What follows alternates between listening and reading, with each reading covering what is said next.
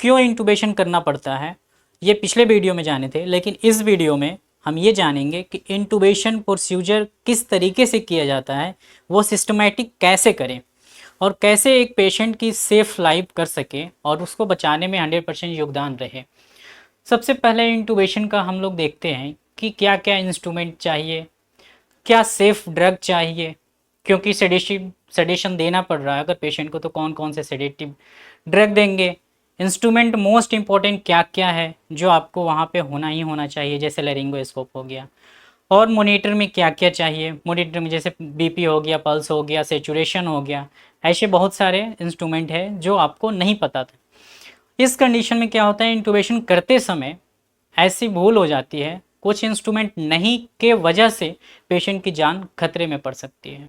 जैसे एक छोटा चीज, एक आपके पास ईटीटी है और वो भी 6 नंबर का, पेशेंट आया क्रिटिकल और आपके पास एक ही ईटीटी और वो भी ईटीटी ट्यूब जो है वो फॉल हो गया, तो क्या आप वो फिर से लगा सकते हैं? नहीं लगा सकते हैं। तो वो कितना अमाउंट में रखना है, कितना साइज का रखना है, ये चीज़ बताते हुए हम ये बताएंगे कि इंटूबेशन का प्रोसीजर सेफ में कैसे कर सकें। तो सबसे पहले हम देख रहे हैं कि इंटूबेशन का सबसे पहला क्या होता है कि प्रिपेयर प्रिपेयर कैसे करें। प्रिपेयर में क्या क्या इंस्ट्रूमेंट, जैसे आपको इसमें दिख रहा होगा अम्बोबैक, लेरिंगो, निडल, बुग्गी दिख रहा है। तो सबसे पहला रोल आपको होना चाहिए चेक करना है कि इक्विपमेंट वो सही है या नहीं है और प्री ऑक्सीजनेशन के लिए आपके पास सुविधा है कि नहीं। दूसरे में देखेंगे प्री ऑक्सीजनेशन, आपके पास O2 सपोर्ट वहाँ होना चाहिए। सिलेंडर के साथ कभी कभी क्या होता है कि फॉल हो जाता है, सिलेंडर कम हो जाता है, ऑक्सीजन लेवल कम हो जाता है, तो पेशेंट की जान खतरे में हो जाती है। इसलिए ऑक्सीजन हम हमेशा याद रखें कि ऑक्सीजन हमेशा 100% प्रेशर में होना चाहिए ऑक्सीजनेशन के लिए, प्री ऑक्सीजनेशन बॉडी में रिजर्व करने के लिए। नेक्स्ट होता है पोजीशन। पोजीशन कैसे मेंटेन करें, पोजीशन क्यों इम्पोर्टेंट है एक पेशेंट इंटूबेशन के लिए, क्योंकि पोजीशन इसलिए इम्पोर्टेंट है क्योंकि गलत पोजीशन एक पेशेंट का ओरल फ्रैक्चर कर सकता है, या टंग या लिप या फिर यूबला फ्रैक्चर कर सकता है, या ब्लीडिंग भी करा सकता है इस कंडीशन में। नेक्स्ट होता है प्रिपेयर एयरवे। एयरवे को कैसे प्रिपेयर करें, यानी पेशेंट आपके पास किस कंडीशन में है और कैसे आप प्रिपेयर कर रहे हैं, ये भी मोटिवेट आपको होना चाहिए और नॉलेज में होना चाहिए। नेक्स्ट आता है इंसर्ट ईटीटी। इसके बाद आप ईटीटी किस तरीके से पकड़ के कौन से पोजीशन, कौन से एंगल से आप इंसर्ट कर रहे हैं, ये मोस्ट इंपॉर्टेंट होता है। नेक्स्ट में देखा जाता है कि कंफर्म, इसमें कंफर्म करना पड़ता है कि पेशेंट का ईटी ट्यूब जो है वो एग्जैक्ट पोजीशन पे है, या फिर एक लंग्स में चला गया है एक लंग्स में नहीं है, या ब्रोंकस के पास चला गया है एक लंग्स में अब्सेंट हो गया, वन लंग्स का साउंड सुनाई दे रहा है वन लंग्स का साउंड सुनाई नहीं दे रहा है, या फिर फूड पाइप में चला गया। एब्डोमेन में चेक कर रहे हैं साउंड, तो एब्डोमेन में आवाज़ आ रही है स्टेथो से। तो ये बहुत ही इंपॉर्टेंट है। नेक्स्ट सिक्योर करें किसको, ईटी ट्यूब को टाई करें और वो बांधें, ताकि पता रहे कि किसने कितना नंबर पे, कितना सेंटीमीटर पे आप टाई कर रहे हैं, और मेल में कितना नंबर पे फिक्स किया जाता है और फीमेल में कितना नंबर पे फिक्स किया जाता है। मतलब कि सिक्योर आपको करना है ट्यूब को प्रॉपरली और कंटिन्यू मॉनिटरिंग करना है। मॉनिटरिंग आपको हमेशा करते रहना है।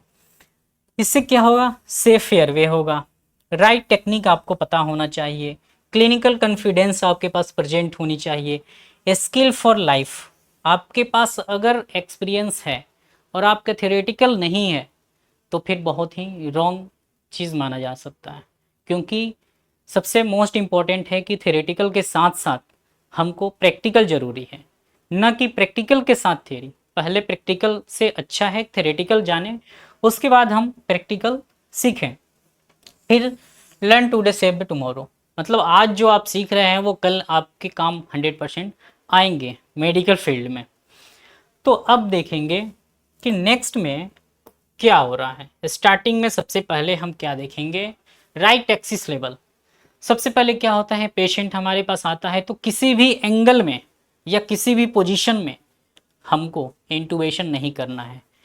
अगर किसी भी पोजीशन में हम इंटूबेशन करेंगे तो वो फ्रैक्चर हो सकता है, या फिर पेशेंट का कोई ऐसा डैमेज हो सकता है, ब्लीडिंग हो सकता है, बोन फ्रैक्चर हो सकता है, टंग कट सकता है, टीथ टूट सकता है।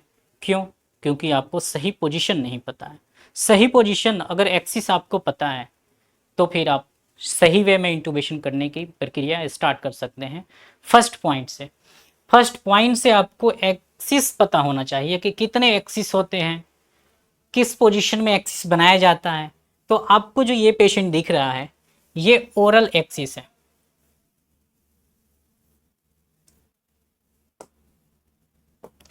ये जो आपको पेशेंट दिख रहा है ये ओरल एक्सिस पे, ये लाइन, ये जो आपको दिख रहा है फेरेंजियल एक्सिस है।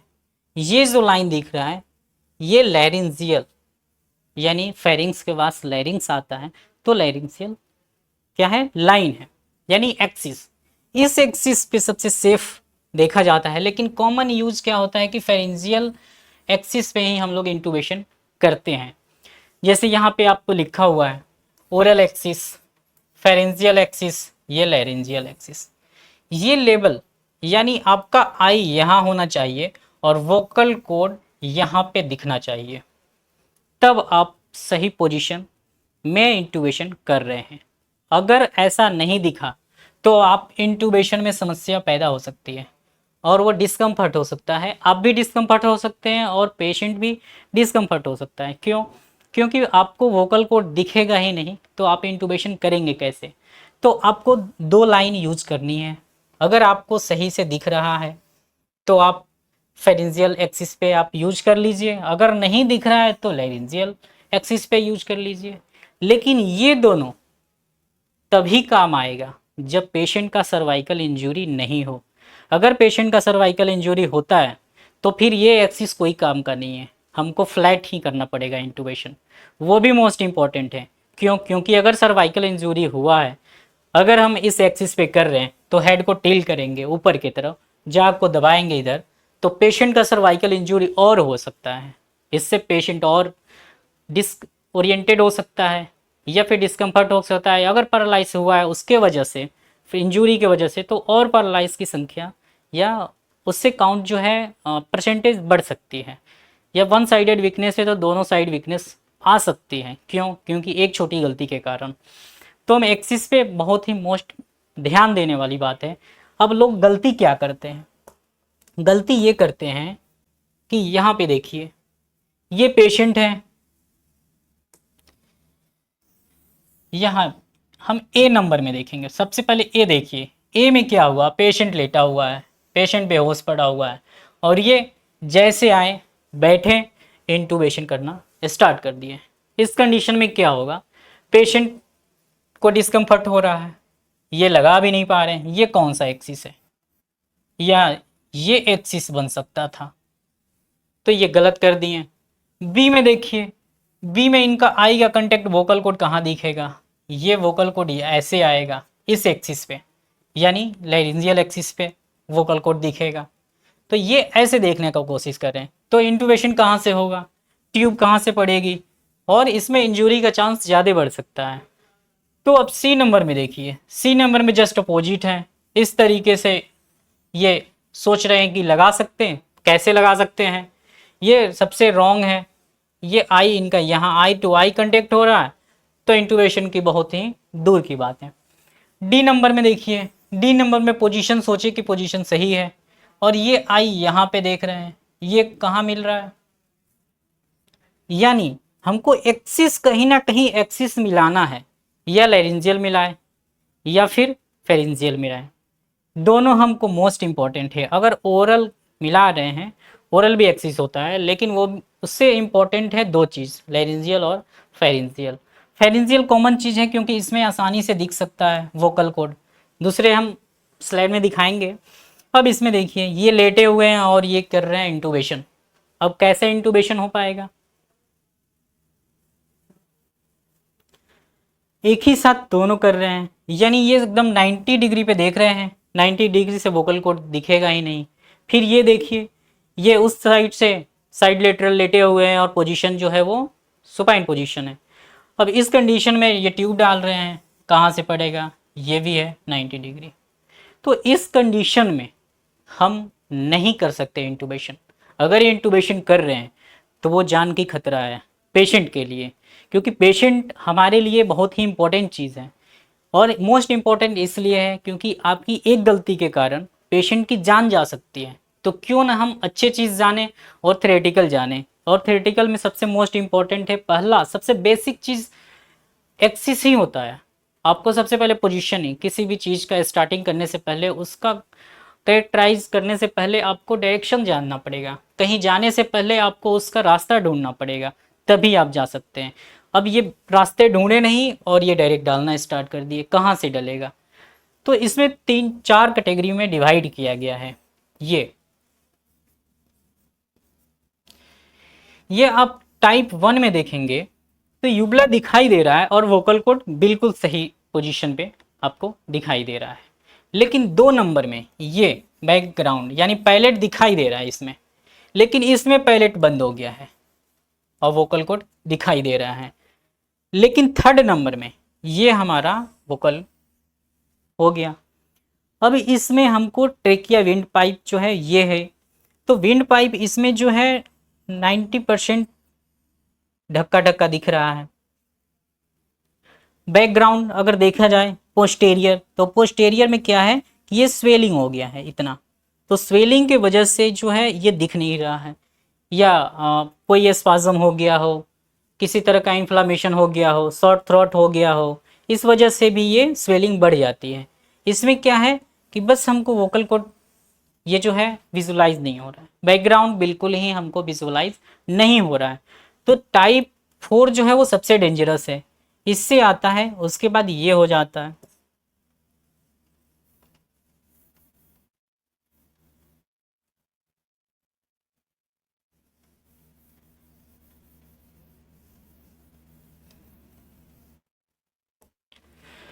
तो सबसे इजी टाइप 1, इसमें हमको वोकल कोड बिल्कुल ही आसानी से दिख जाता है।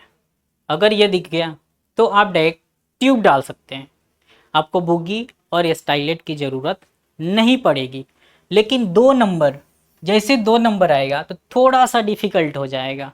आपको वोकल कोड दिखेगा, वेंट पाइप थोड़ी सी दिखेगी, लेकिन उसमें स्वेलिंग दिखेगा और पोस्टेरियर हाफ दिखेगा, मतलब इसमें भी आप लगा सकते हैं। जैसे ही 3rd नंबर पे आते हैं तो इसमें वन साइड स्वेलिंग के वजह से दिखना बंद हो जाता है। और मान लीजिए जिस साइड से लेरिंगो लगा रहे हैं उसी साइड ये हो, तो ये ब्लॉक हो सकता है, तो आपको ये दिखेगा, यानी ये पूरा फुल ब्लॉक दिखेगा, तो आप समझिएगा कि टाइप 4 में चला गया। अगर टाइप 4 की बात करें तो इसमें सब कुछ बंद है, मतलब हम बुगी और स्टाइलेट ये दोनों में बिल्कुल यूज कर सकते हैं और करना ही चाहिए। क्यों, अगर नहीं करेंगे तो यहाँ पे ब्लीडिंग करा सकता है और ब्लीडिंग के वजह से ट्रेकिया एस्पिरेट कर सकता है। तो मोस्ट इंपॉर्टेंट चीज़ साइड टाइप चारों समझिए। टाइप 1 में हमको पूरा फुल्ली दिखाई देगा, कोई इसमें स्वेलिंग इन्फ्लामेशन कुछ नहीं रहेगा। ये वैसे कंडीशन में होगा पेशेंट स्टेबल है, सब कुछ नॉर्मल है, या फिर पोस्ट ऑप या प्री ऑप में पेशेंट है और इंटूबेटेड हो गया है, एनेस्थेसिया दिया हुआ है। इस कंडीशन में भी ऑपरेशन की वजह से एनेस्थेसिया इंटूबेशन पे है, तो पेशेंट को इंटूबेट किया, तो उस कंडीशन में ये यूबला जो है वो दिखाई देगा यूबला। टाइप 2 में कोई वजह से ये लॉन्ग टर्म भी हो सकता है, लॉन्ग टर्म के वजह से भी ये ब्लॉकेज हो सकता है, ये हो सकता है, ये हो सकता है, ये हो सकता है।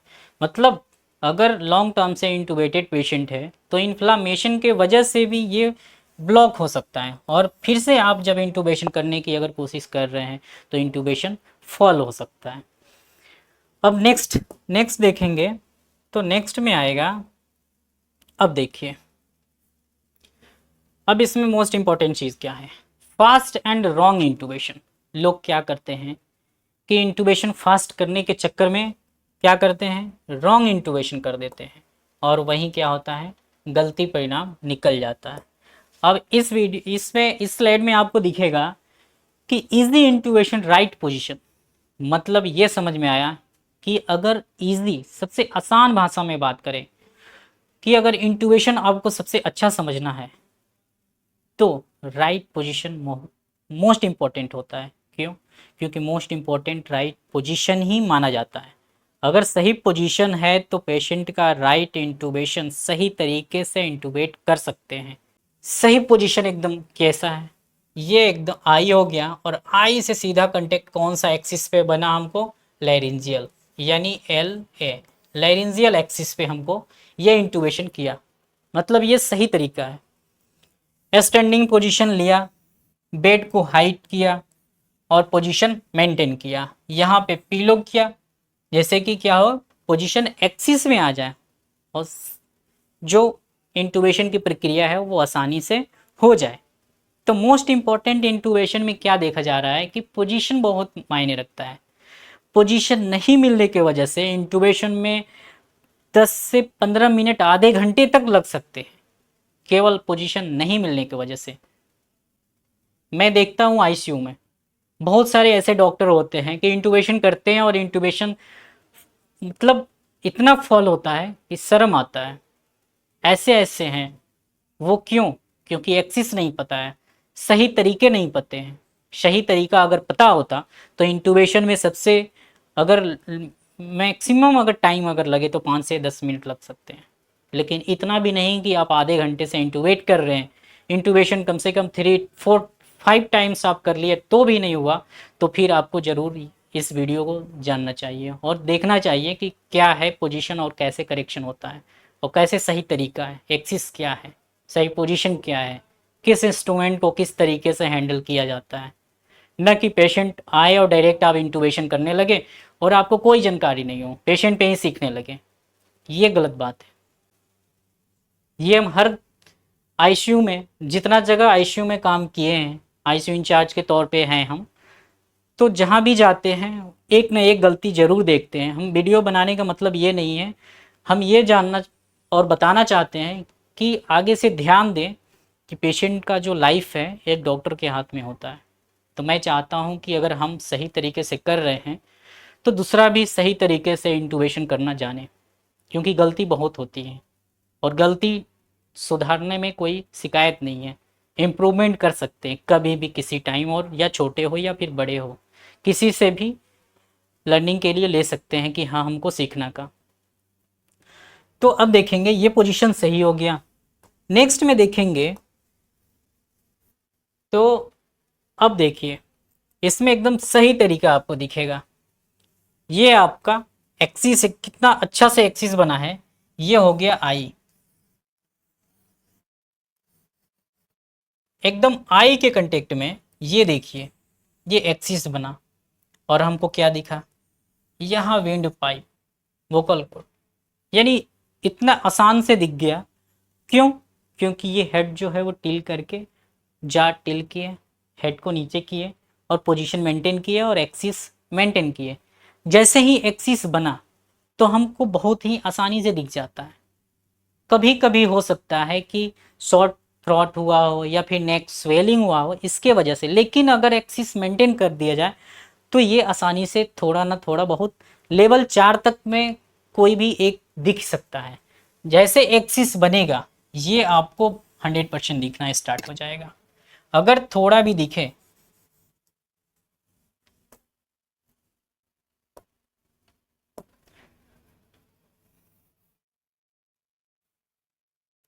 अगर ये अगर ये 4 हिस्सों में बांटा जाए तो अगर 25%, ये मान लीजिए 25% ये, 25% ये, 25% ये, अगर 25% हमको अगर दिख गया तो भी इंटूबेशन हो सकता है।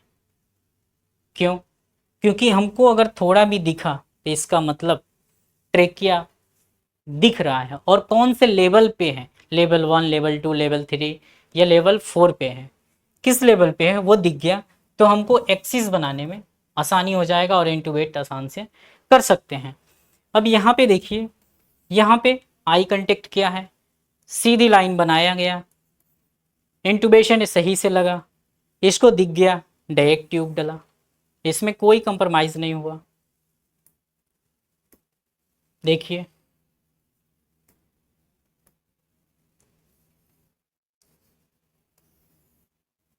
ये डला पाइप, क्यों? क्योंकि ये लाइन जो है वो लेरेंजियल एक्सिस पे बना, बिल्कुल सही। इससे क्या हो गया, पेशेंट बिल्कुल ही सेफ इंटूबेशन हो गया। क्यों? क्योंकि एक्सिस बना सही से। इसीलिए बता रहे हैं एक्सिस कितना इंपॉर्टेंट है।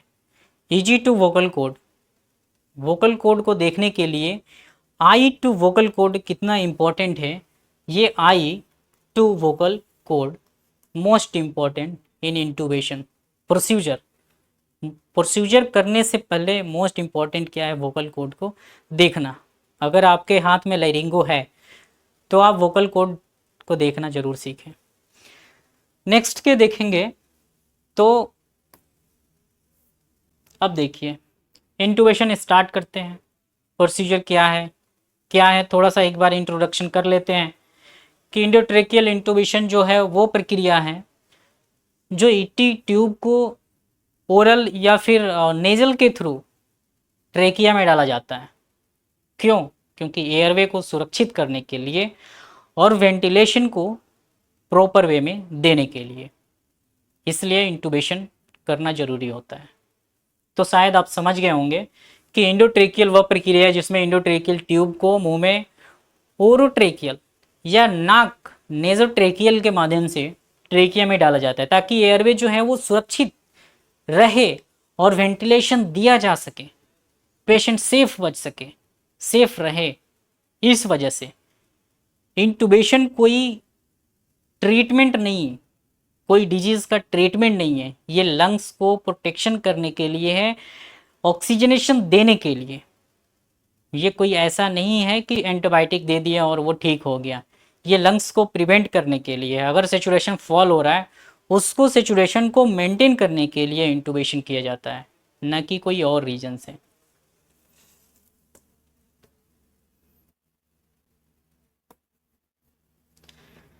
इंटूबेशन में मोस्ट इम्पॉर्टेंट सबसे पहले अगर देखें तो दो कंडीशन होती है। इंटूबेशन प्रोसीजर करने से पहले दो इंटूबेशन का मोस्ट इम्पॉर्टेंट रूल जान लीजिए कि इंडिकेशन क्या है और इक्विपमेंट क्या क्या होनी चाहिए आपके पास, तो आप सही तरीके से इंटूबेशन कर सकते हैं। तो इंटूबेशन सही तरीके से करने के लिए सबसे पहले आपको क्या क्या लेना पड़ेगा, तो सबसे पहले आपको क्या लेना है, सबसे पहले लैरिंगोस्कोप आप देखिए।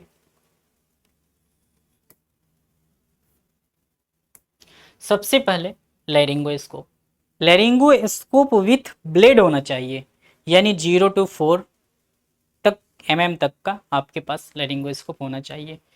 ईटी ट्यूब बिल्कुल होनी चाहिए। आगे अभी स्लैब में बताएंगे कि ईटी ट्यूब कितने नंबर से कितने नंबर कितने साइज का कौन से एडल्ट में किस में लगता है। स्टाइलेट होना चाहिए, 10 ml डिस्पो होना चाहिए सक्शन एस्पिरेट करने के लिए। अगर एस्पिरेशन कर रहा है तो सक्शन मशीन चाहिए सेपरेट करने के लिए। फिर अम्बू बैग होना चाहिए जिसको वैग वाल्व मास्क कहते हैं। ऑक्सीजन आपका सिक्योर होना चाहिए, ऑक्सीजन आपके पास प्रेजेंट होना चाहिए 100%। सही सुने।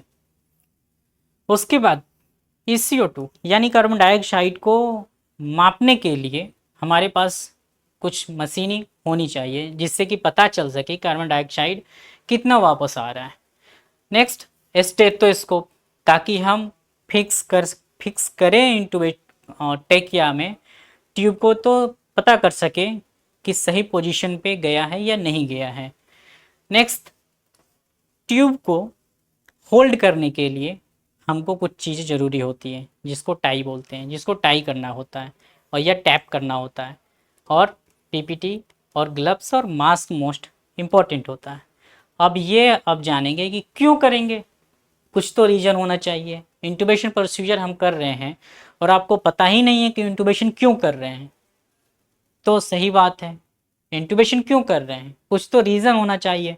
तो इंटूबेशन हम क्यों करेंगे, सबसे पहले एयरवे प्रोटेक्शन, एयरवे को बचाने के लिए हम क्या करते हैं, इंटूबेट करते हैं। और इसमें जीसीएस जो है वो 8 से नीचे होनी चाहिए।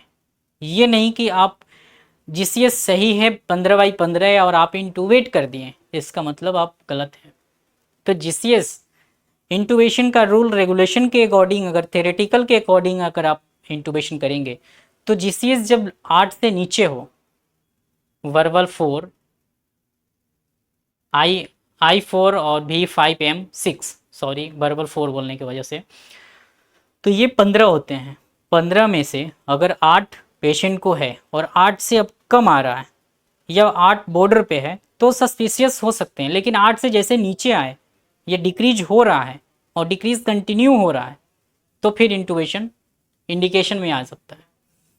नेक्स्ट क्या आएगा, रिस्पायरेशन फेलियर या patient ARDS, acute respiratory distress syndrome, या respiratory failure type 1, type 2, type 3 या टाइप 4, या फिर CO2 हाई, CO2 ज़्यादा ही रिटेन कर लिया हो, यानी कि CO2 100 से ऊपर हो।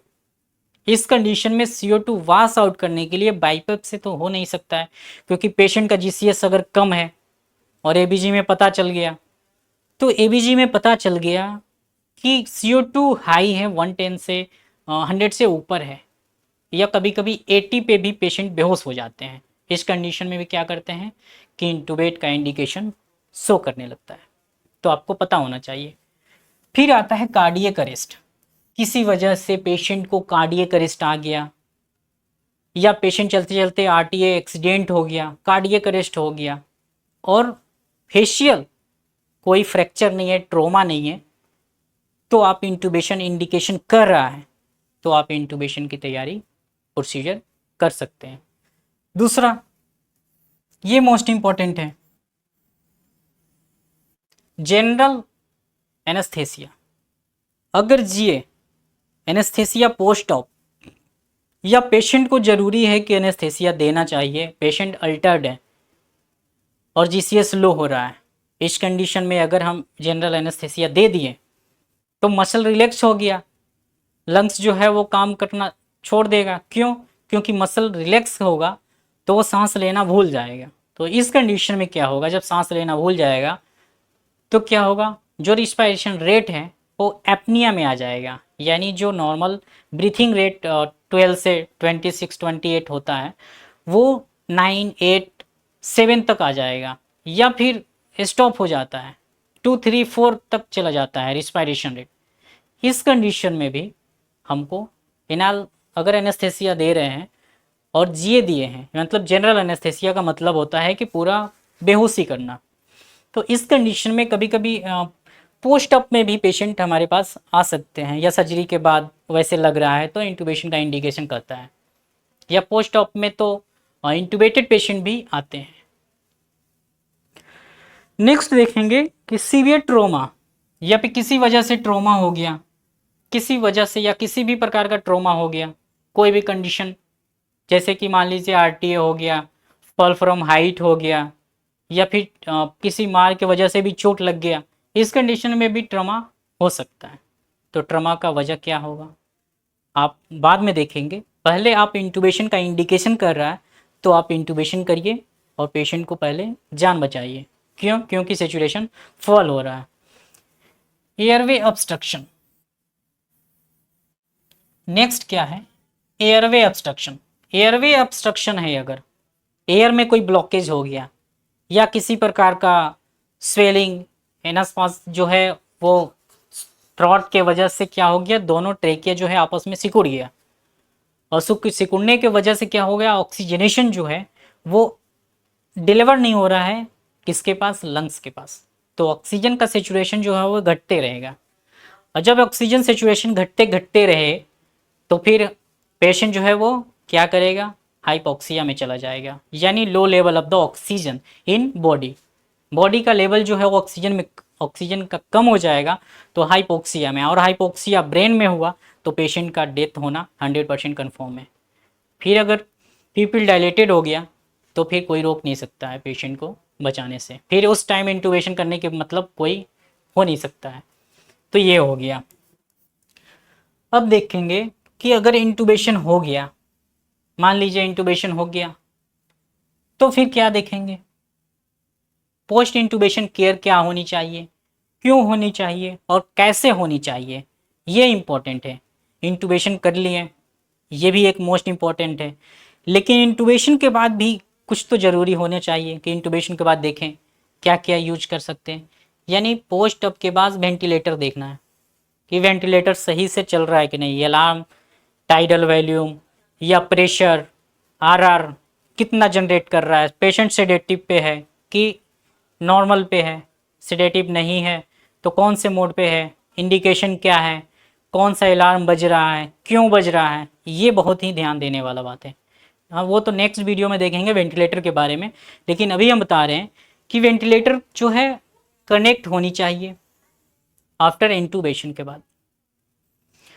दूसरा, सेडेटिव या एनाल्जेसिक, यानी अगर पेशेंट को दर्द हो रहा है, पेन हो रहा है, तो आप सेडेशन यानी बेहोशी की दवा दे सकते हैं, या कोई सेडेटिव ड्रग या एनाल्जेसिक दे दीजिए जिससे कि दर्द कम हो जाए, तो पेशेंट को आराम मिल जाएगा, फाइट नहीं करेगा।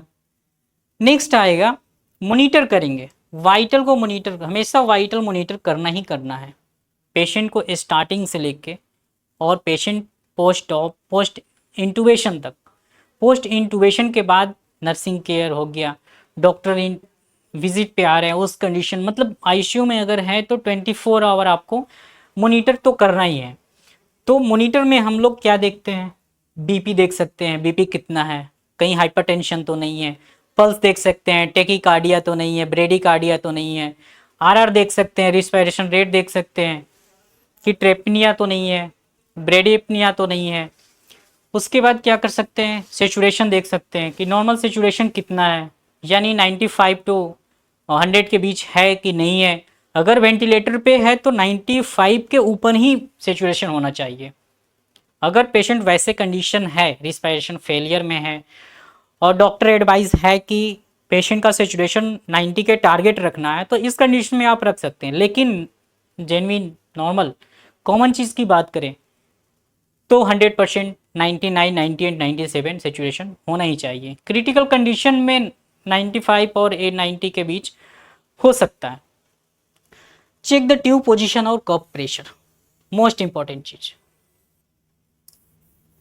सबसे मोस्ट इंपॉर्टेंट चीज है कि आपको ट्यूब को फिक्स करना, यानी आप ट्यूब का पोजीशन चेक कर लिए, ट्यूब का जो कफ है उस पर कितना सेंटीमीटर H2O आप प्रेशर किए, ये नापने वाला मशीन होता है, आप उससे नापेंगे कि इतना प्रेशर यानी 20 to 30 सेंटीमीटर H2O, उतना प्रेशर होना चाहिए कफ का।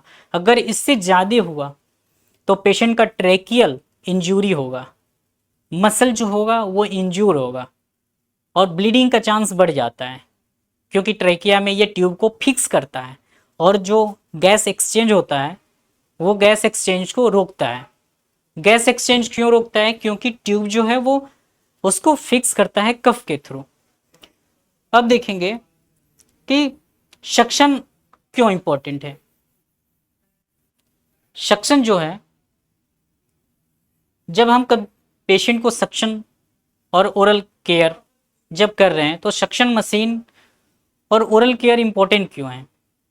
ओरल केयर में क्या होता है कि पेशेंट जो है वो सलाइवा सेक्रेशन करता है और एस्पिरेट का चांस ज़्यादा बढ़ जाता है। इस कंडीशन में सक्शन करना बहुत ही मोस्ट इम्पॉर्टेंट होता है। क्यों, क्योंकि सक्शन अगर नहीं करेंगे तो इन्फेक्शन का चांस बढ़ेगा।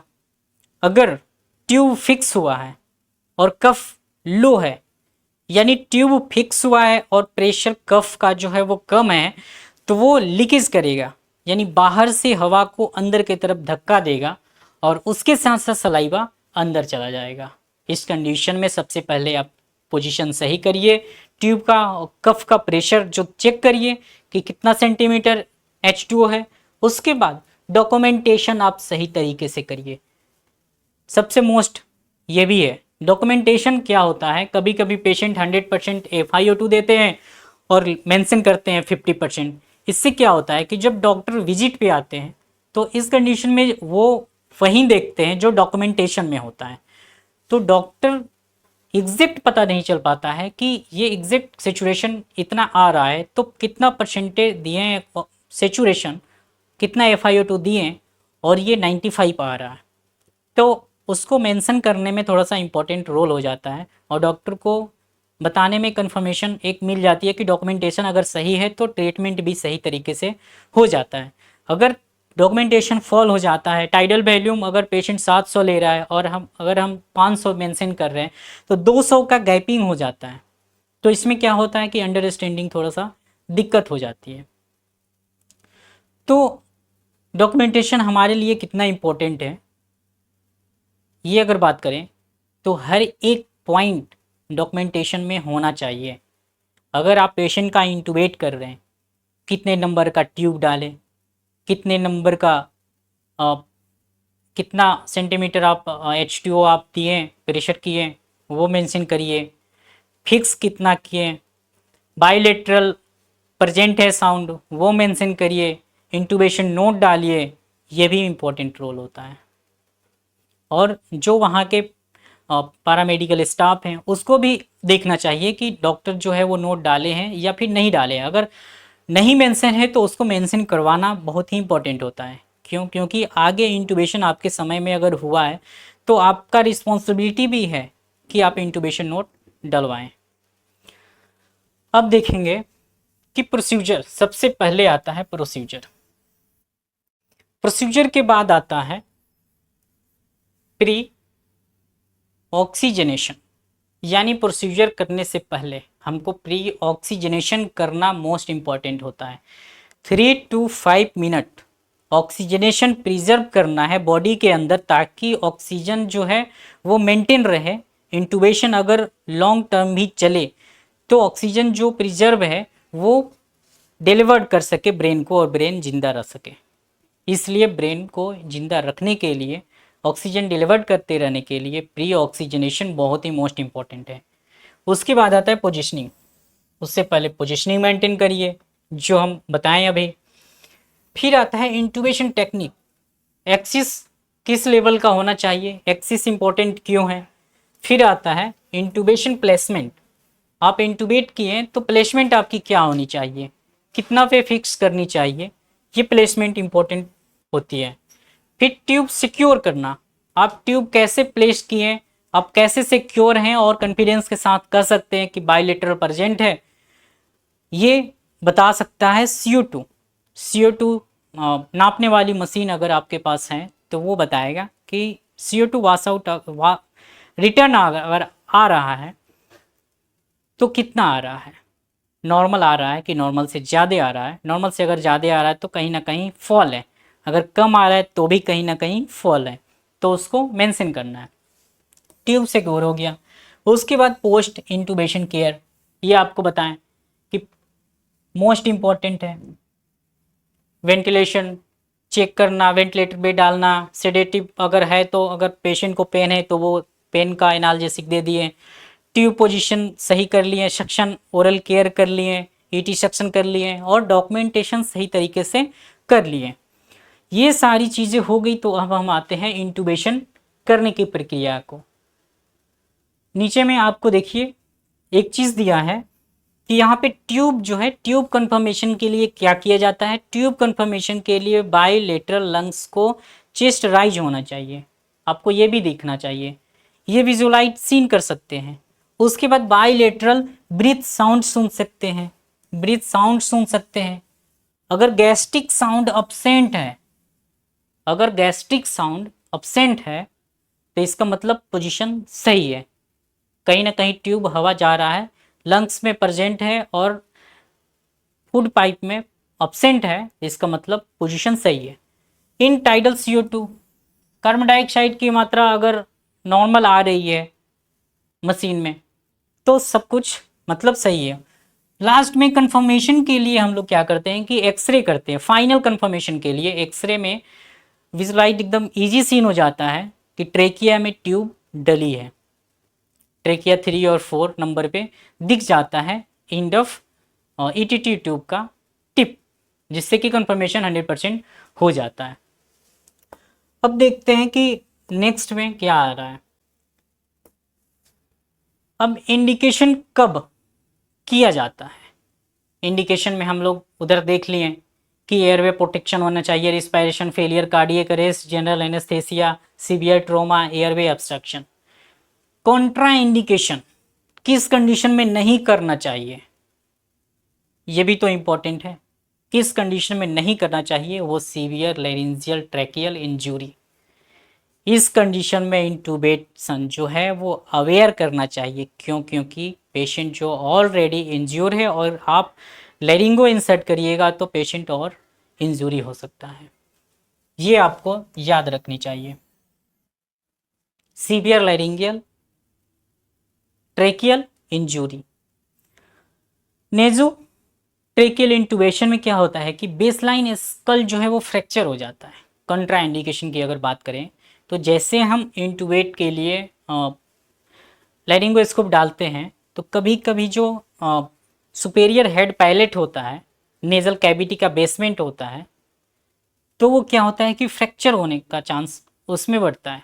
तो कंट्रा इंडिकेशन में उसको रखा गया है, यानी बेसल स्कल फ्रैक्चर, बेसलाइन जो है वो फ्रैक्चर होने के चांस बढ़ जाते हैं।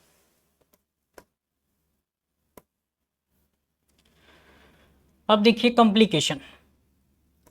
कॉम्प्लिकेशन में क्या होगा कि ड्रग इंटूबेशन, ड्यूरिंग इंटूबेशन में क्या होगा, सॉरी, ड्यूरिंग इंटूबेशन में कॉम्प्लिकेशन क्या क्या होंगे, क्या क्या प्रोसीजर करते समय क्या क्या कॉम्प्लिकेशन हो सकती हैं, कैसे हम उसको हैंडल करेंगे। तो सबसे पहले आता है ट्रॉमा टू टिप। लिप जो है, लिप वो फ्रैक्चर हो सकता है अगर सही से पोजीशन ना मेंटेन किए, सही से माउथ को ओपन ना किए, तो क्या होगा, लिप जो है वो ट्रोमेटिक हो सकता है, यानी लिप, सबसे पहले लिप। फिर आता है टंग। टंग जो है वो वाइट हो सकता है, किससे, टीथ से भी हो सकता है और लैरिंगोस्कोप से भी हो सकता है, लैरिंगोस्कोप के ब्लेड से हो सकता है। अगर सही नंबर का ब्लेड न लगाए, अगर 3 नंबर की जगह ब्लेड 3 mm का ब्लेड यूज करने लायक पेशेंट है और आप 4 नंबर का ब्लेड यूज कर रहे हैं, तो फिर क्या होगा, पेशेंट का कहीं तो फ्रैक्चर होगा।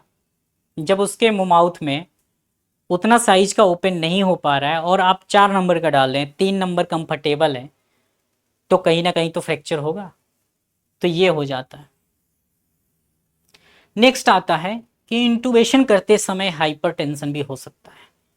पेशेंट अगर फाइट कर रहा है, पेशेंट फाइट करने की वजह से भी बीपी बढ़ सकती है।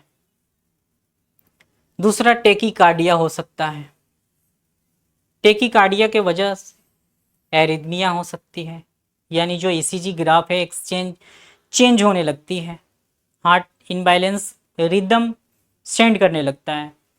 क्यों? क्योंकि ब्लड प्रेशर के और टेकीकार्डिया की वजह से। दूसरा क्या होता है, पल्मोनरी एस्पायरेशन।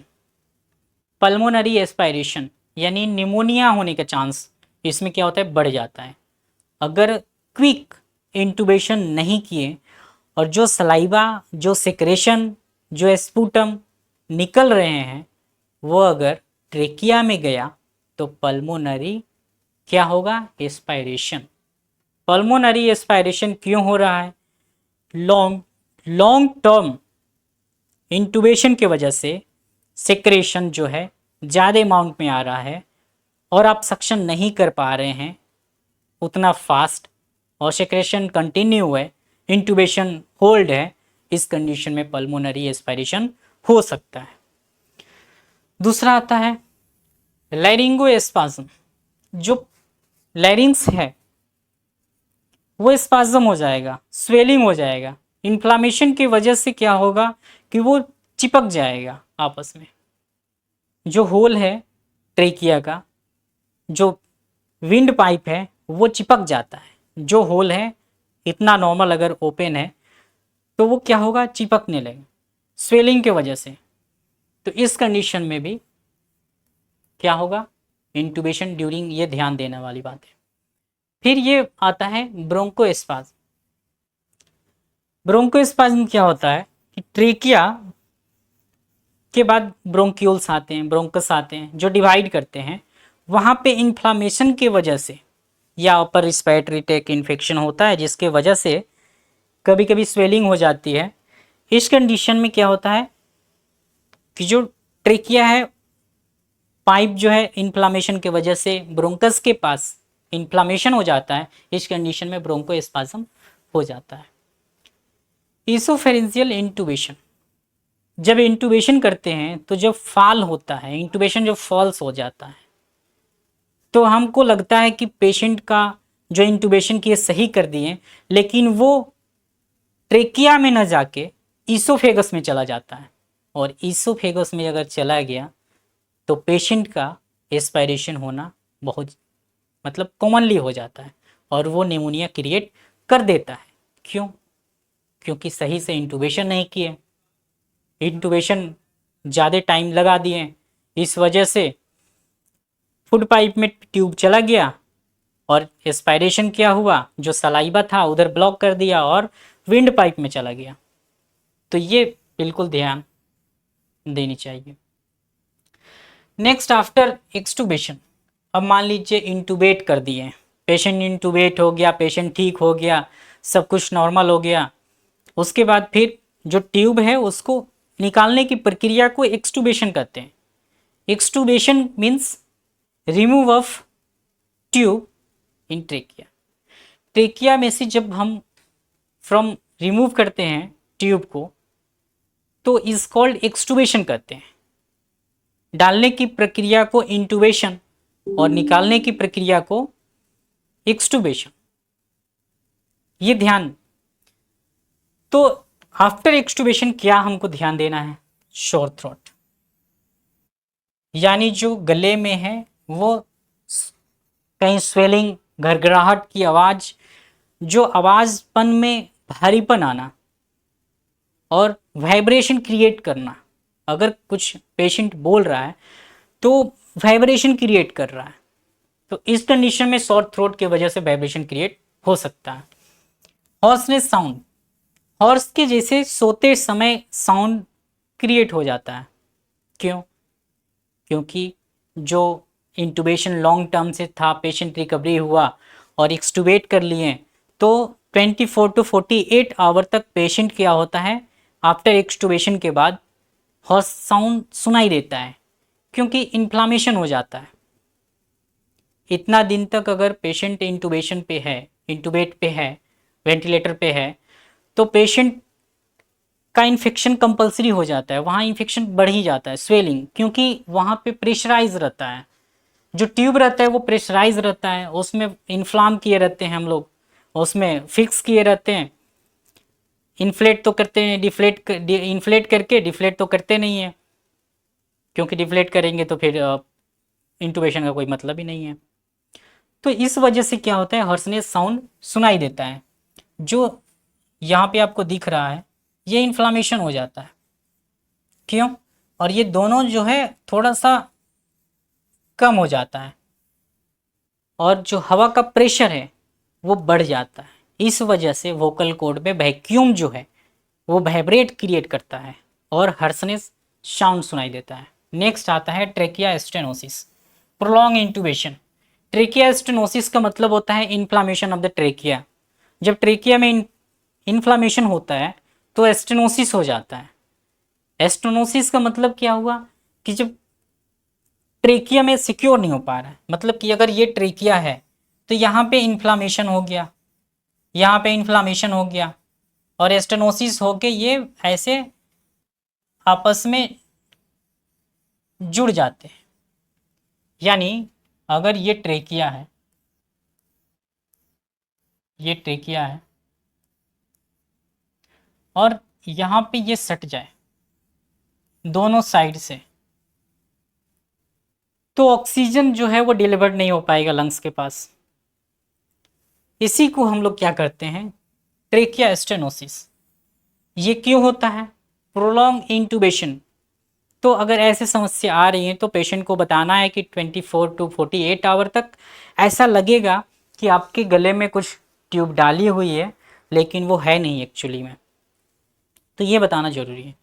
लेरिंजियल ग्लूकोमा, ये ग्रेनुलोमा लेरिंजियल क्यों हो जाता है? लेरिंजियल ग्रेनुलोमा हो जाता है जिसके वजह से जब लैरिंग्स पे जब इंटुबेशन करते हैं, तो इंटुबेशन के समय जब लैरिंग्स पे इंजरी हो जाती है जिसके वजह से वहाँ इन्फ्लामेशन हो जाता है, इन्फ्लामेशन फिर हील हो जाता है, इस वजह से क्या होता है, लेरिंजियल ग्रेनुलोमा का चांस बढ़ जाता है आफ्टर एक्सटूबेशन के बाद।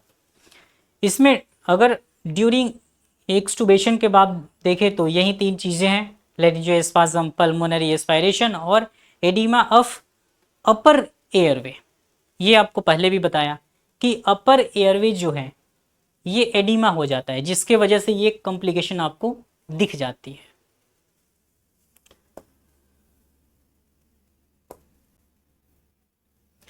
अब देखिए, अब स्टार्ट करते हैं प्रोसीजर कि प्रोसीजर आखिर है क्या। प्रोसीजर में जो प्रोसीजर है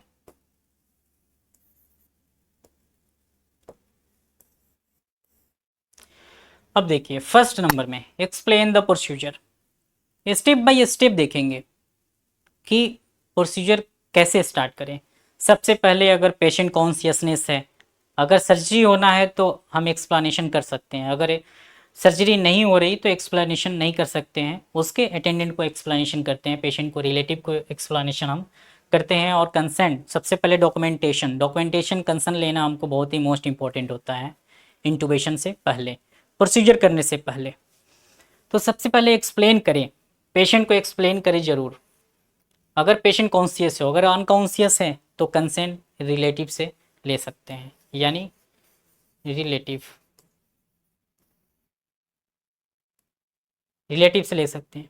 2 नंबर पे क्या आएगा, हैंड हाइजीन और पीपीटी किट पहने, यानी प्रिवेंट करें आप, और सर्जिकल मास्क या फिर गाउन पहने बिफोर इंटूबेशन प्रोसीजर करने से पहले। 3 नंबर पे क्या आता है, सभी इक्विपमेंट एक बार फिर चेक करें, सारे इक्विपमेंट आपके पास प्रॉपर होने चाहिए। अगर एक भी इक्विपमेंट इधर उधर हुआ या मिसिंग हुआ तो पेशेंट की जान खतरे में पड़ सकती है, ये पिछले में भी हम बताएं अभी। उसके बाद 4 नंबर पे क्या होता है, पेशेंट को स्निफिंग पोजीशन में रखें। स्निफिंग पोजीशन क्या होता है कि हेड जो है वो थोड़ा सा हाइट हो जाता है, 6 to 7 सेंटीमीटर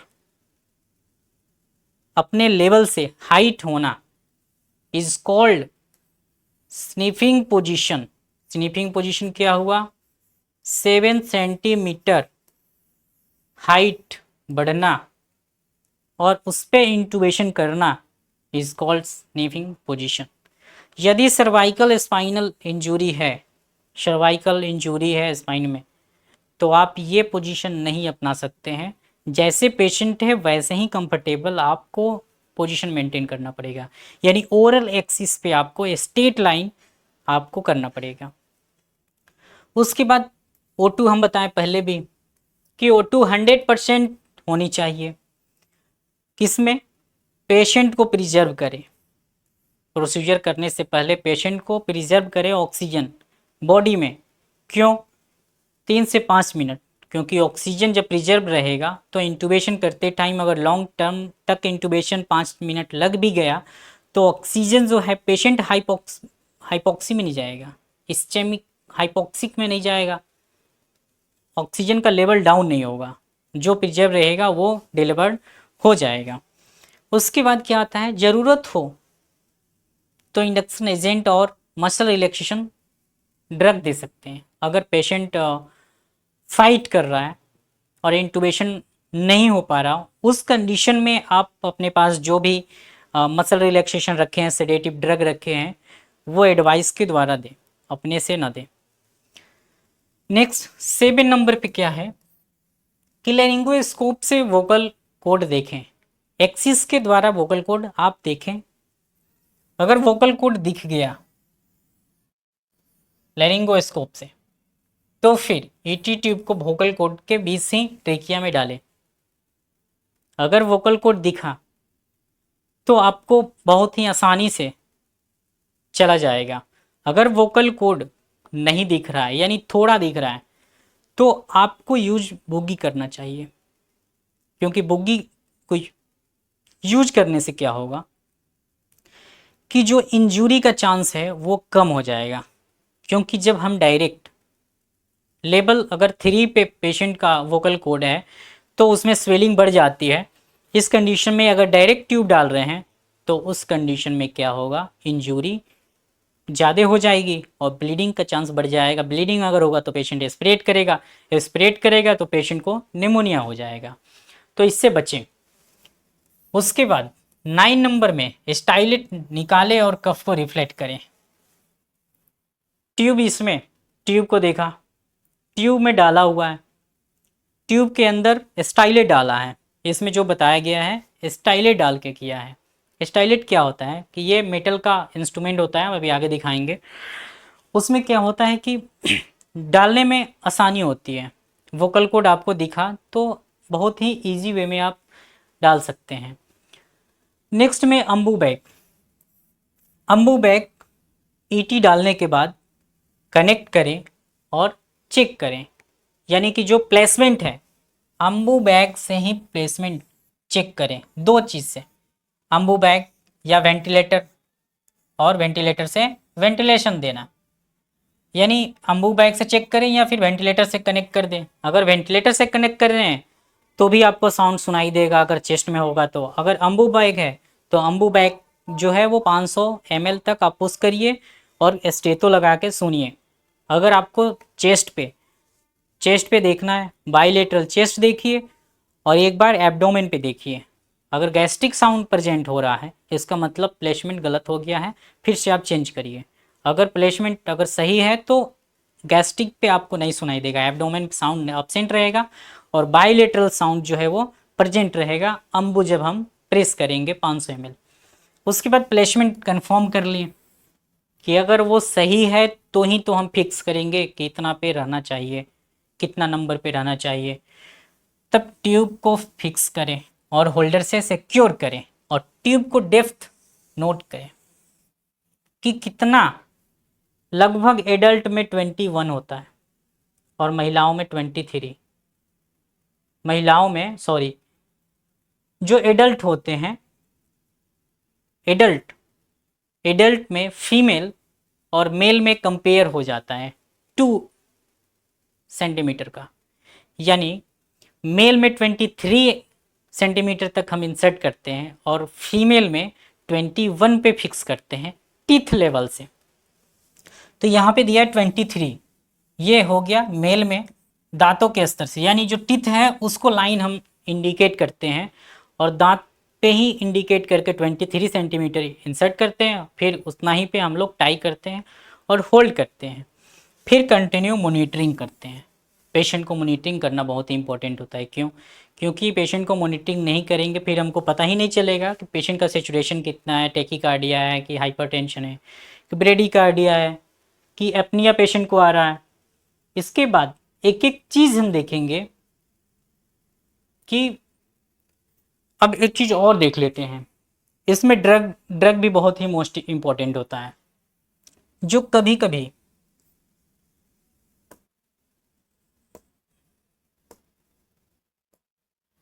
ये हो गया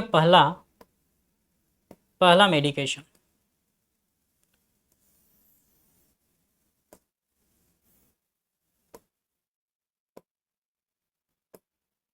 ये हो गया मीडाजोलम, यानी कि मीडाजोलम सबसे पहला सेडेटिव ड्रग अगर माना जाए तो ये है मीडाजोलम। ड्रग में जो जो सेडेटिव ड्रग हैं उसमें जो है 2 टाइप क्लासिफिकेशन कर दिया इंटूबेशन के लिए। एक सेडेटिव जो पेशेंट को बेहोश कर सकता है और एक जो मसल, जितना भी मसल है उसको रिलैक्स कर देगा। तो जो माउथ है वो मसल रिलैक्स हो जाएगा तो ये आसानी से ओपन हो जाएगा। लेकिन सेडेटिव से कभी कभी नहीं होता है, कभी कभी सेडेटिव से हो जाता है लेकिन कभी कभी मसल रिलैक्सेशन भी हमको देना पड़ता है। तो सबसे पहला अगर 1 नंबर की बात करें तो पहला हम लोग चॉइस आता है मीडाजोलम। मीडाजोलम क्या होता है? 10 mg का होता है। मीडाजोलम जो होता है वो 10 mg का होता है और ये होता है 10 ml में, आपको पता कर लेना चाहिए 10 mg और 10 ml।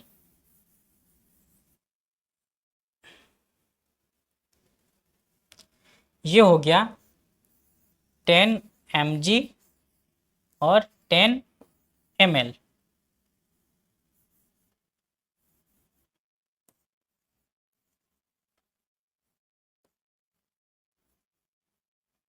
टेन एम एल में 10 mg होता है, जिसमें से हम लोग क्या करते हैं, एडल्ट पेशेंट रहता है तो अकॉर्डिंग टू पेशेंट का कॉन्शियसनेस देखकर, और ये जो भी सेडेटिव ड्रग देंगे, इंटूबेट करेंगे, वो एनेस्थेटिक के प्रेजेंट में ही होना चाहिए, या इमरजेंसी में कभी हो तो उनके कंसर्न में ही ये होने दें।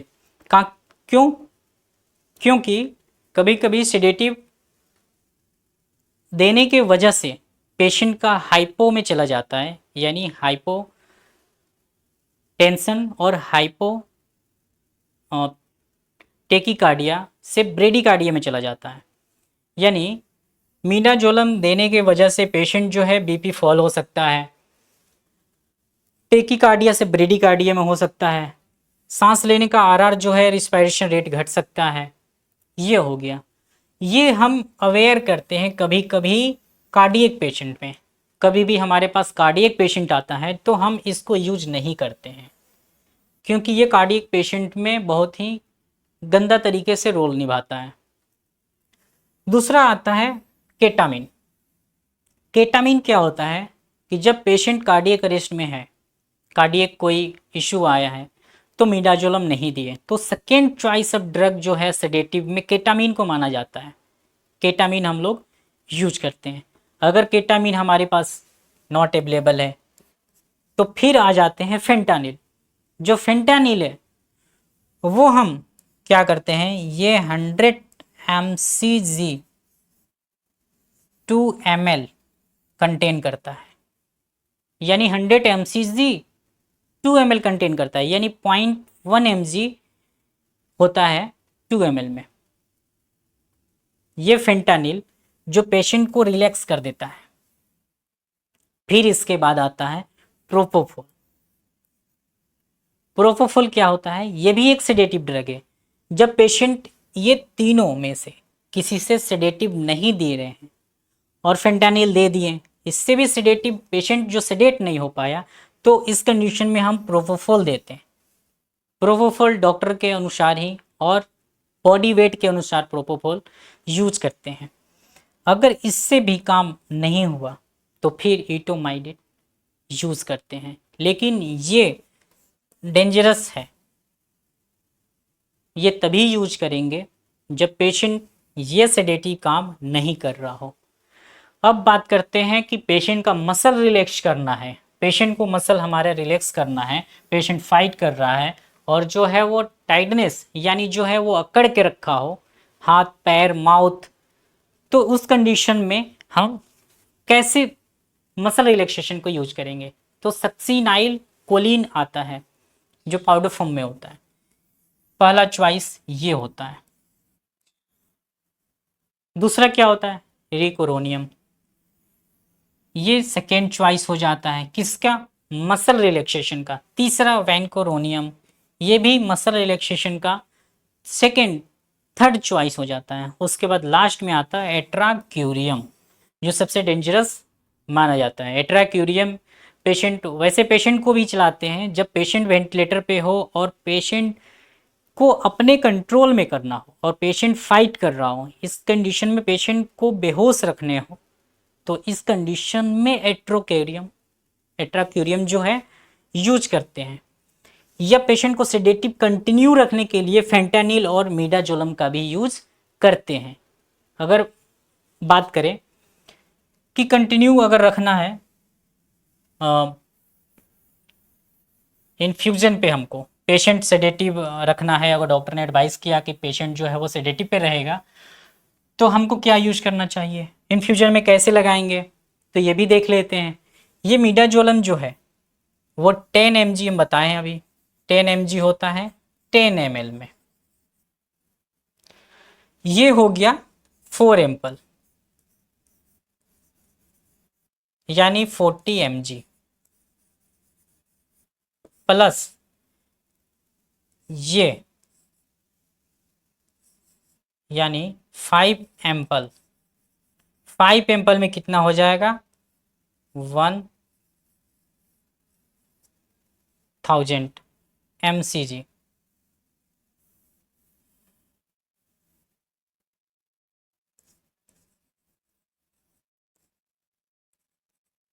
1000 mcg दोनों को जब मिक्स करेंगे तो ये इजकल टू हो जाएगा 50 ml। 50 ml और अकॉर्डिंग टू चलाएंगे इन्फ्यूजन यानी 4 ml पर आवरली। 4 ml sorry 4 ml। अगर 4 ml से काम नहीं हो रहा है तो हम 5 भी कर सकते हैं, मैक्सिमम 6 कर सकते हैं। अगर उससे ज़्यादा बढ़ा रहे हैं तो डॉक्टर को ज़रूर बताएं कि सेडेटिव बढ़ाना पड़ रहा है, तब वो फिर वेरीफाई करेंगे। फिर एट्राक्वेरियम या फिर एक्रोनियम, फैनक्रोनियम, सक्सिनक्लाइन, ये सब हम एडवाइस करवा सकते हैं, लेकिन अपने से नहीं करना है बिना एनेस्थेटिक के कंसेंट के। तो नेक्स्ट अब देखिए, इसेंशियल इंटूबेशन में इक्विपमेंट जो है, हम लोग तो प्रोसीजर कर लिए लेकिन इंटूबेशन के बारे में पता नहीं चला। तो इंटूबेशन के साथ साथ अभी हम उसका यूज भी समझ लेंगे तो हम आसानी हो जाएगा समझने में। पहला क्या आता है, पहला आता है बुग्गी। ये देखिए, ये बुग्गी जो है इस तरीके से होता है, ये ऐसे सीधा होता है, ये बुग्गी जो है ऐसे होता है।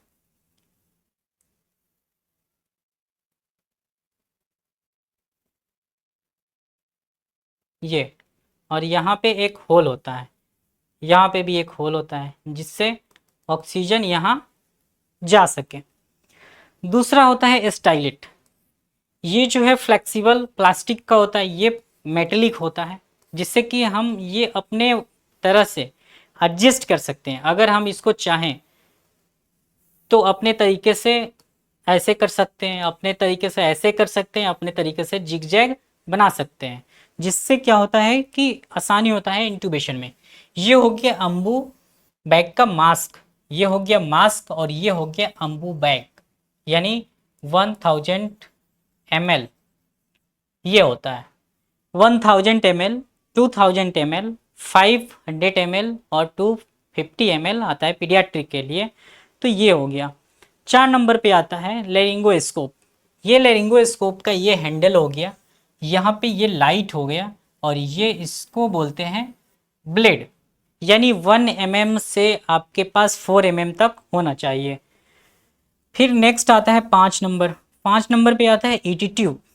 ईटी ट्यूब क्या है, tube insert the trachea maintain करने के लिए जो बताया। और ये होता है, इसमें सिरिंज से हम जो इसमें इन्फ्लेट करते हैं, यही होता है बैलून, जो ट्रेकिया को ब्लॉक करके अदर गैस एक्सचेंज नहीं करने देता है। केवल ट्रेकिया में ट्यूब के थ्रू ही गैस एक्सचेंज होता है। ये गलती से लगा है। 7 नंबर में क्या है कि अब 2% जेली। 2% जेली क्यों यूज करते हैं, ये वाटरिक लुब्रिकेंट है।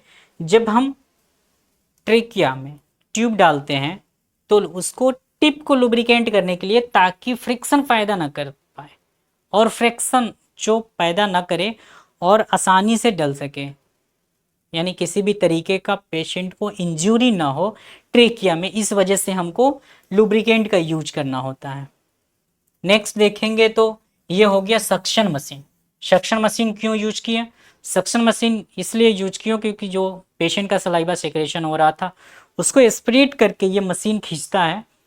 और ये मशीन सेक्रेशन ही नहीं बल्कि जो है गैस्ट्रिक जितना भी लवाज होता है उस कंडीशन में भी लवाज गवाज कराते हैं सक्शन मशीन से, आरटी डालकर इंसर्शन करके। उसके बाद जो ब्लीडिंग अगर हो रहा है पेशेंट को इंटूबेशन के दौरान, तो ब्लीडिंग को भी ये खींचता है। ऑपरेशन के द्वारा जितना भी ब्लीडिंग होता है उसके द्वारा भी जितना ब्लीडिंग होता है वो भी इसी में एस्पिरेट करता है। ये इसका काम ही है एस्पिरेट करना, यानी जितना भी सेक्रेशन है उसको खींचना। ये क्या करता है, ये मशीन जो है वैक्यूम क्रिएट करता है, इसमें वैक्यूम जो है ऑब्जर्व करता है और इसके थ्रू ये इसमें आता है और इसमें फिल होते जाता है। नेक्स्ट आगे देखिए, अब आ गया सिरिंज।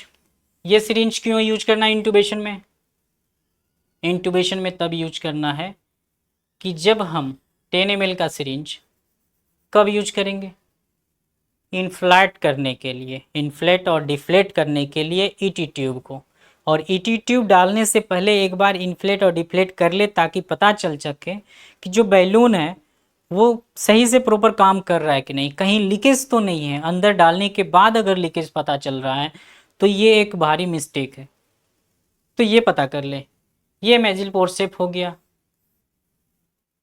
ये यूज कब करते हैं? जब ट्रेकिया में ट्यूब नहीं जाती है, उस कंडीशन में उसको पकड़ के भी हम लोग ट्यूब को इस कंडीशन में डालते हैं। और टिथ अगर बाय द वे टूट गया तो टिथ ट्रेकिया में न जाए, उस कंडीशन में भी इसको हम टिथ को निकालने में भी यूज करते हैं। उसके बाद आता है ट्यूब होल्डर। ये हो गया ट्यूब होल्डर, ईटी ट्यूब को जो है वो होल्ड करके रखेगा। फिर नेक्स्ट आता है, आपको यहाँ पे प्लेसमेंट में दिख रहा होगा कि CO2 मोनीटर।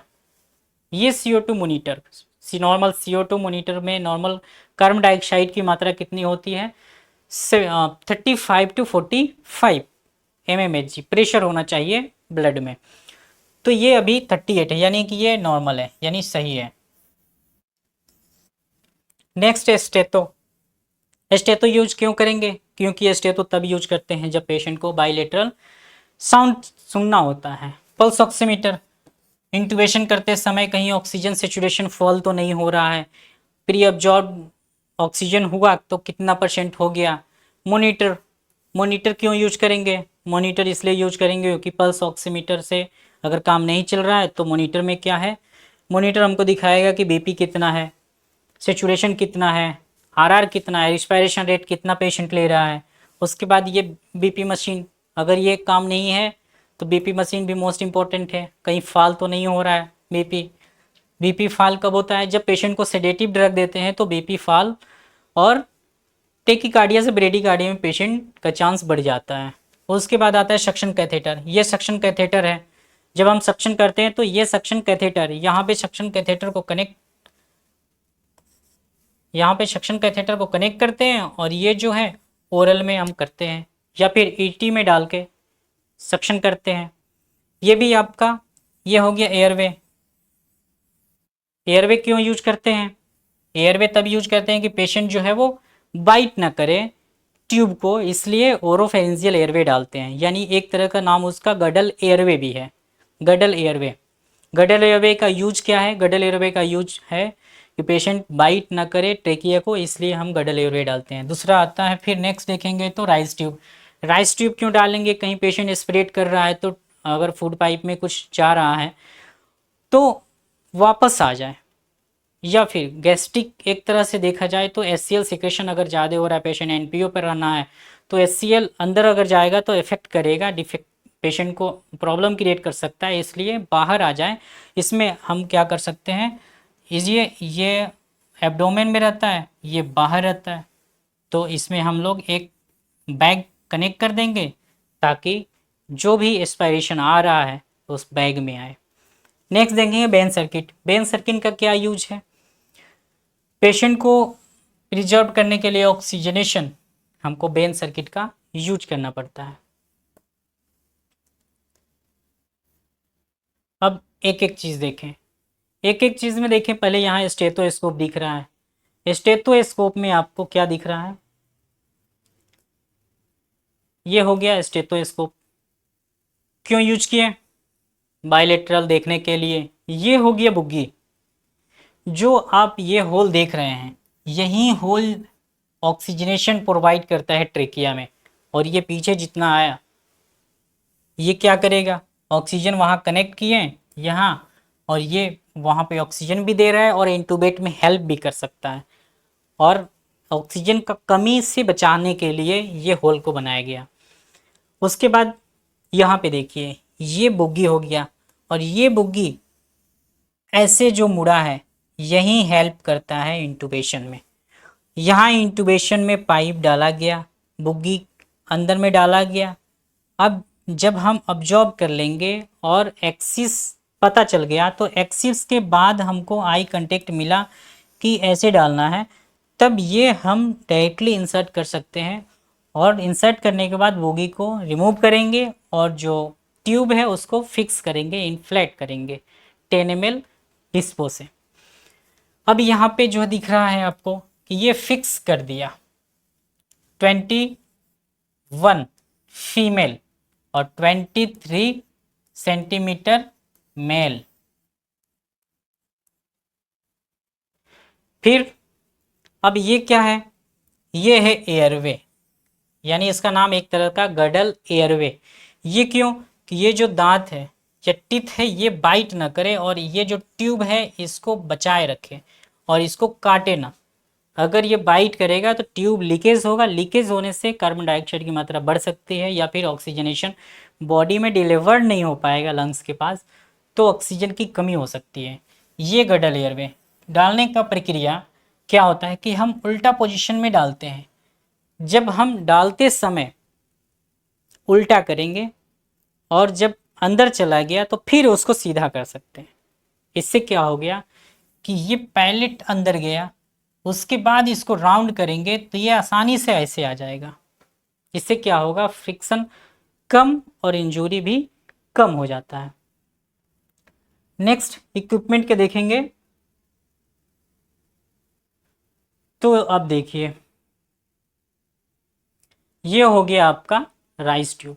ये राइस ट्यूब हम तब यूज करते हैं जब पेशेंट को इंटूबेशन करते हैं, उसके बाद हम राइस ट्यूब लगाते हैं। जो HCl सेक्रेशन नहीं हो रहा है वो HCl को इसमें कनेक्ट करते हैं, इसमें कनेक्ट करते हैं एक बैग। जो बैग यहाँ पे ये देखिए, यहाँ पे हम बैग को कनेक्ट कर दिए और ये डाल दिए एब्डोमेन में। तो जो HCl सेक्रेशन होगा वो इसमें फिल होते जाएगा, यानी पेशेंट जो है NPO पे रहेगा तो HCl कम से कम डिफेक्ट नहीं पहुंचा पाएगा उसको, तो ये बढ़ते रहेगा। उसके बाद ये हो गया सक्शन वैक्यूम सक्शन सेट या यांकुर सेट बोल सकते हैं। जब सर्जरी हो रहा हो या फिर पेशेंट को इंटूबेट करते समय ये सक्शन सेट क्या होता है कि कनेक्ट किया जाता है, कहाँ पे, यहाँ पे, और ये कनेक्ट किया जाता है सक्शन मशीन में। सक्शन मशीन क्या करता है, यहाँ से खींचता है वैक्यूम बनाकर और यहाँ पे क्या होता है, जो ब्लीडिंग या फिर जो सेक्रेशन ओरल में है उसको एस्पिरेट करके खींच के वैक्यूम जार में कलेक्ट करता है। अब थोड़ा सा और आगे अगर बढ़ेंगे तो ये हो गया आपका मॉनिटर। मॉनिटर में आपको सबसे पहले मॉनिटर में दिखता है आपको हार्ट रेट, ये हो गया BP,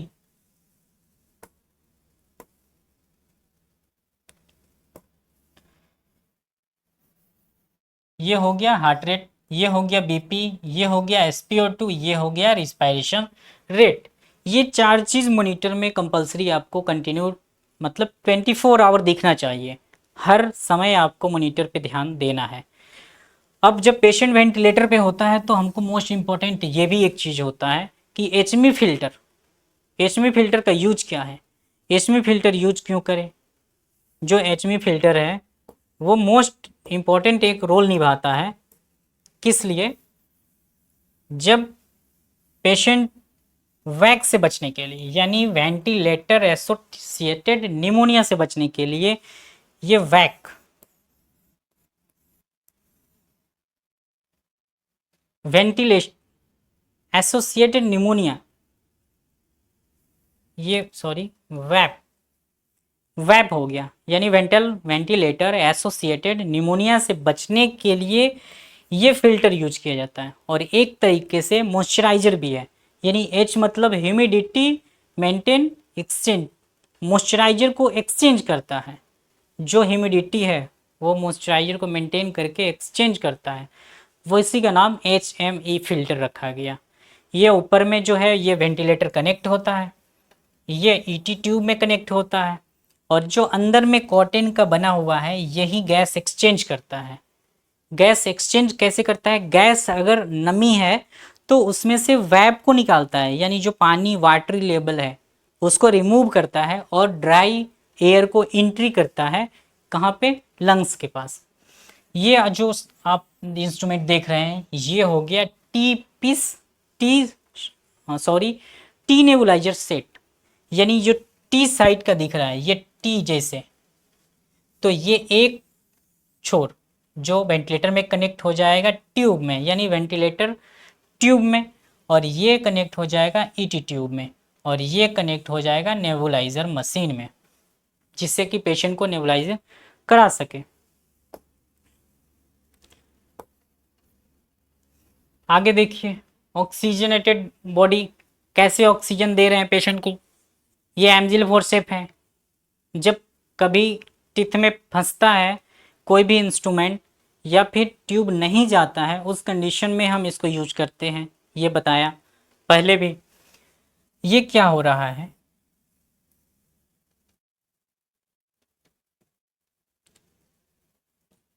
ये क्या हो रहा है, ये हो रहा है ऑक्सीजनेशन, यानी ये मास्क है, ये जो इसका नाम है mouth catheter, mount catheter, mount catheter, ये हो गया माउंट कैथेटर, और ये हो गया एचएमई फिल्टर, और ये हो गया Bain Bain circuit, BAIN, BAIN, Bain circuit. Bain circuit का यूज क्या होता है, जब पेशेंट कभी ट्रांसपोर्टेशन करना हो, या पेशेंट इमरजेंसी कंडीशन में अम्बू करना हो, या फिर CT कराना हो, MRI कराना हो, इस कंडीशन में वेंटिलेटर को हमको लेके तो जा नहीं सकते हैं, इस कंडीशन में हम सहारा लेते हैं वेन सर्किट का, और वेन सर्किट ET ट्यूब से कनेक्ट हो जाता है, या फिर बिफोर ऑक्सीजनेशन के लिए भी ये यूज करते हैं, और ये हो गया एमजिल फोर्सेप। नेक्स्ट देखें अगर, तो ये वेंटिलेटर सर्किट हो गया।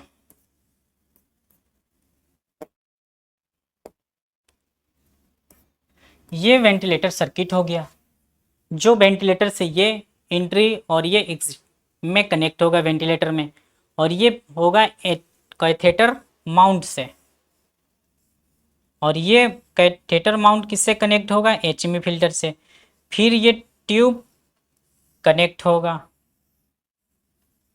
और ये गया ट्रेकिया में, यानी ये वेंटिलेटर में कनेक्ट हुआ, यहाँ से कनेक्ट हुआ माउथ कैथेटर माउंट, फिर ये हो गया HME फिल्टर, फिर HME फिल्टर के बाद क्या हुआ, ये हो गया आपका ET ट्यूब, यानी इंडोट्रेकियल ट्यूब। ये हो गया आपका वो मशीन जो CO2 दिखाता है। इसमें आप डेमो में अगर देखिए तो 38 आपको CO2 दिखा रहा है, सेचुरेशन 98 दिखा रहा है, और पल्स रेट 88 दिखा रहा है। ये हो गया कैथेटर माउंट जो आपको दिख रहा है, ये कैथेटर माउंट हो गया। इधर से कनेक्ट करने वाला ये मूवेबल होता है, और इधर से भी मूव हो सकता है। ये हो गया सर्जिकल ग्लव्स। जब भी कभी भी आप कोई भी प्रोसीजर करने से पहले, ये एक प्रोसीजर जो है इंटूबेशन एक स्टेराइल प्रोसीजर है, तो कभी भी यूज करें तो सर्जिकल ग्लव्स यूज करें, और बिफोर हैंड वॉश जब मोस्ट इम्पॉर्टेंट है, और गाउन पहनना भी बहुत ही इम्पोर्टेंट है। अगर इम्पोर्टेंट थोड़ा सा अगर देख लिया जाए कि क्या क्वेश्चन गोल्ड स्टैंडर्ड अगर देखा जाए कि सबको पता होना चाहिए कॉमन चीज़, तो क्वेश्चन आते हैं कि gold standard for the confirming ET tube placement, जो ET ट्यूब का जो प्लेसमेंट है वो कंफर्म करने के लिए किस चीज़ का यूज किया जाता है, तो कैप्नोग्राफी यानी कैप्नोग्राफ को यूज करते हैं। उसमें क्या होता है, इंड टाइडल CO2 को हम चेक करते हैं, तो उससे पता चलता है कि CO2 नॉर्मल जो है एक्सचेंज हो रहा है। फिर दूसरा क्वेश्चन क्या होता है कि नॉर्मल जो है कफ प्रेशर कितना होना चाहिए। कफ प्रेशर कोई भी कितना भी प्रेशर नहीं देना है आपको, 20 to 30 सेंटीमीटर H2O प्रेशर होना चाहिए कफ का। ये बहुत ही मोस्ट इंपॉर्टेंट क्वेश्चन है। 3 नंबर पे क्या होता है कि एडल्ट ET ट्यूब का साइज अगर 7.5 mm है, फीमेल का अगर 7 से 7.5 mm, तो मेल का कितना होना चाहिए, तो मेल का 1 बढ़ जाता है। अगर फीमेल का 7 से 7.5 mm है, तो मेल का क्या होगा 7.5 टू 8.5 होगा, मतलब एक बढ़ेगा। कंपेयर अगर मेल से देखा जाए तो फीमेल का 1 कम होता है। अगर ईटी फिक्स का भी बात करें तो नॉर्मल ईटी ट्यूब जो है डेप्थ एट टिथ पे कितना लेवल होता है, तो फीमेल का 21 सेंटीमीटर पे फिक्स किया जाता है टिथ लेवल से, और मेल का जो 23 पे फिक्स किया जाता है। यहाँ आपको दिखेगा ये, यानी मेल का 23 सेंटीमीटर आपको दिखा। ये मोस्ट इम्पॉर्टेंट है।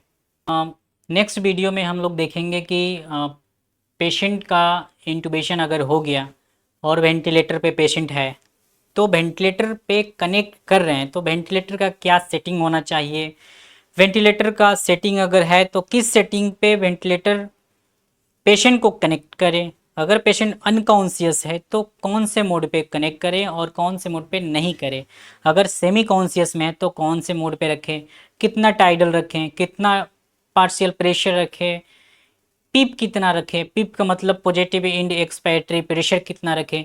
ये सारी चीज़ें हम लोग जानेंगे नेक्स्ट वीडियो में। और वेंटिलेटर से रिलेटेड जितना भी डाउट होंगे वो आप पूछ सकते हैं, और हम उसमें जितना भी वेंटिलेटर से रिलेटेड होगा उस वीडियो में हम चर्चा करेंगे। और वेंटिलेटर का हर एक चीज़, वेंटिलेटर क्या है, वेंटिलेटर क्यों यूज करते हैं, कब यूज करते हैं, कैसे यूज करना चाहिए, और व्हेन द पेशेंट कब किस पेशेंट के साथ यूज करना चाहिए, इस टॉपिक पे हम बात करेंगे। आज हम लोग जानें कि इंटुबेशन, इंटुबेशन क्या होता है, ट्रेकियल ट्यूब में ट्रेकिया में ट्यूब डाला जाता है, उसी को प्रोसीजर के बारे में हम लोग जाने, एक एक इक्विपमेंट के बारे में जाने।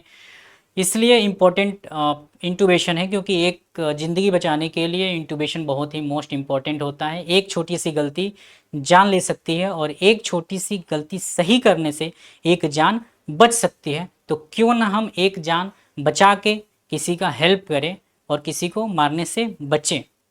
Thank you.